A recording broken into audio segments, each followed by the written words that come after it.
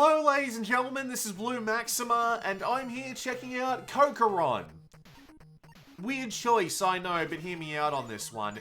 The games I actually want to cover aren't out until this video is supposed to be out, so I needed something quick in order to, just fill the space a little bit.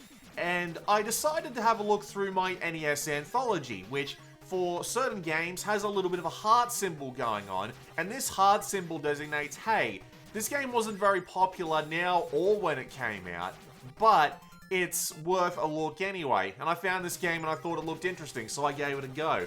Notably, I was able to find a fan translation, which is what you're seeing on screen.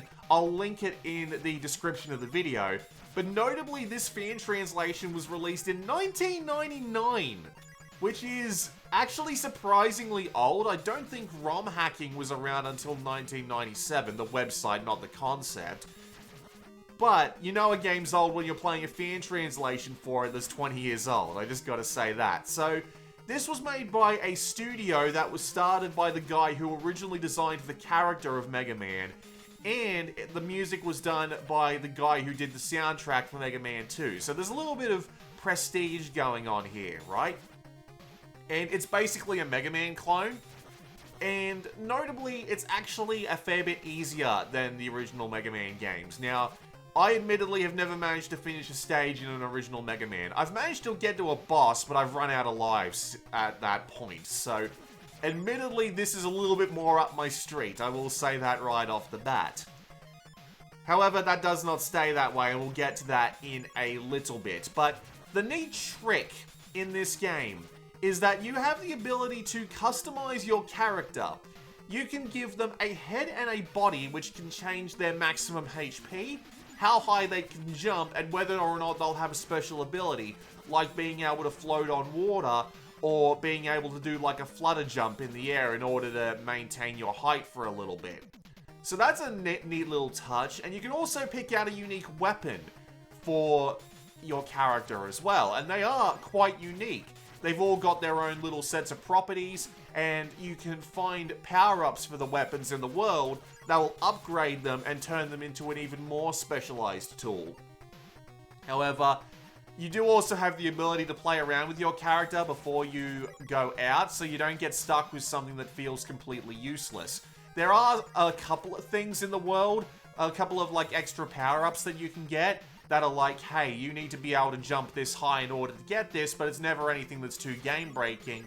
And you're probably better off at least picking something like the shuriken or the pencil, which are just more straightforward. The rest of the weapons have things like the Medusa head style S-curve, or just, they're like holy water, but it's your main weapon and not a sub-weapon, which is not great on the usability factor, I must say. So, this game does have a story, but it's about as basic as it gets. The princess has been kidnapped. Rescue the princess. Then something else happens, we'll get to that.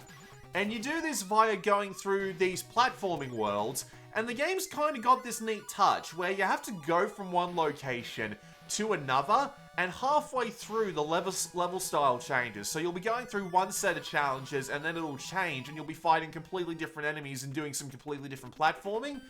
And it's a neat little thing. It really is. It gives the game a fair amount of personality. And all of the enemy types are quite different, and they can be somewhat dangerous. And it makes the game at least interesting to play for that half an hour to 45 minutes that it takes to go through all the initial worlds and defeat those bosses. Because every world has a boss at the end, and they can be a fair bit challenging, but thankfully the game is a fair bit forgiving. You've got extra lives littered around the place. Continues seem to be infinite, although you will be thrown back to the beginning of the level if you end up dying as a result of that. And it is a surprisingly smooth game. There might be a couple of like stumbling points where the emulator or possibly the game itself screwed up. I admit that this footage might not be the best, but the majority of the time the game works absolutely fine. Admittedly though, as you start to upgrade your character, you will get immensely powerful. By the time that you get the full set of upgrades for the shuriken at the very least. You're firing in all three directions, you're basically just completely fine. You can get through the majority of the game with no problem. However, at the end of each stage, they let you customize another character, and then they'll let you choose which one you want to take in. However, these ones don't get the upgraded power-ups, so you'll be going through these levels again with weaker versions of characters, trying to power them up in order to actually make them powerful enough to survive the bosses. And so, you end up sticking with one character most of the time, which is a bit of a shame. There is a reason that the game introduces character switching, but we'll get to that in a little bit.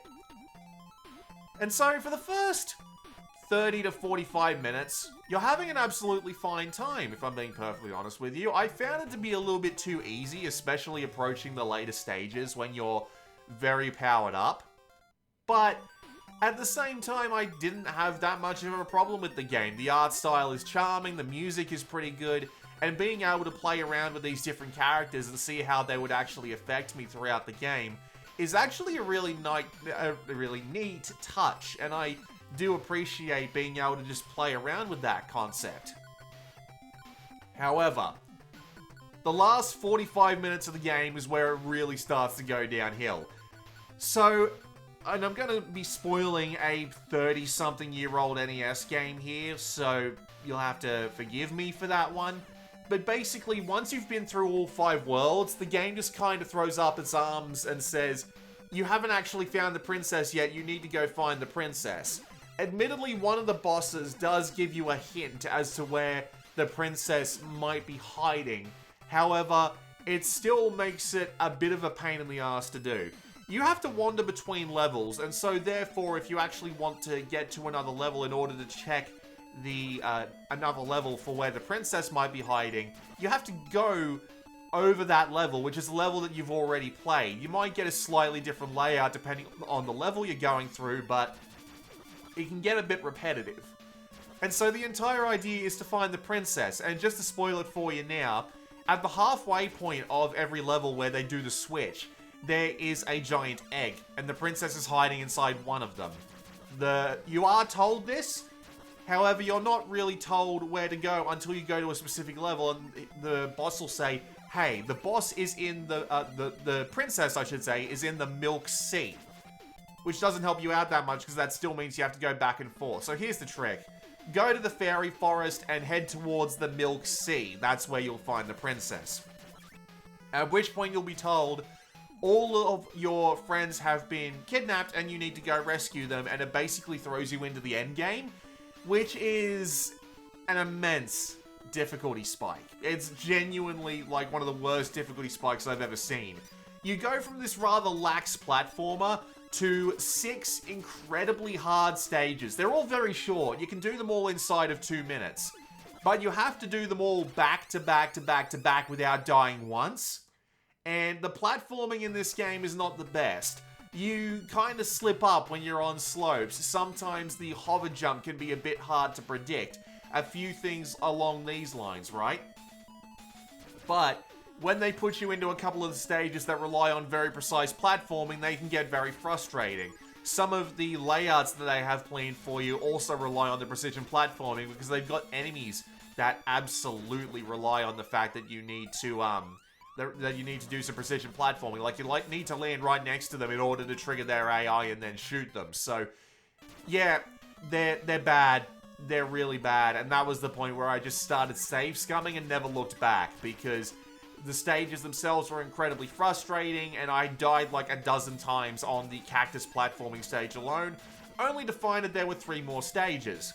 However, this is where the character switching would come in, because there are characters that would be better for this, and if you've been diversifying your character creations, if you've been making like more that can just like jump in, do better jumps, more that do heavier jumps, more that do things like that, you'd be able to swap between these characters and actually make use of them. However, it's not so much random what order you get them back in, but considering that you have to set up these characters and then you get them back in the order you created them in, sometimes you won't get the characters that would actually be useful for a particular gauntlet level until you end up, until, like, right after the level that you use them. Case in point, there's one level which has water in it, and there are very few cases where water is actually usable by one of your characters because you need to use a boat body specifically. However, I didn't get the character that would be useful for that level until I actually finished that level, so it ended up being completely useless to me. And boat is not useful for anything outside of water levels, of which there's one in the game. It's the Milk Sea, and you can get past it perfectly fine without needing a boat body anyway, so it doesn't really matter. So, the character switching ends up being a bit of a dud. And then after that gauntlet, you fight what is basically the final boss, which is basically the guy who helped you start the game. Again, spoilers for a 30-year-old NES game, right? Which is fine, but the boss itself just turns into stunning jamboree. Otherwise, the field is going to get filled with too many projectiles for you to actually survive the fight. And then you have to go through one more stage, which does the NES thing of you need to beat the final stage and the final boss in one shot in order to actually pull this off. If you die at the final boss, good luck going through that final stage again, which is also incredibly annoying and requires a lot of precision platforming. And then you have to fight the final boss again, but it's slightly harder. It's almost identical except for the fact that he throws out a few more projectiles this time. And it's just not a very satisfying fight. It does just turn into stun-lock jamboree, otherwise you're probably not going to survive the fight.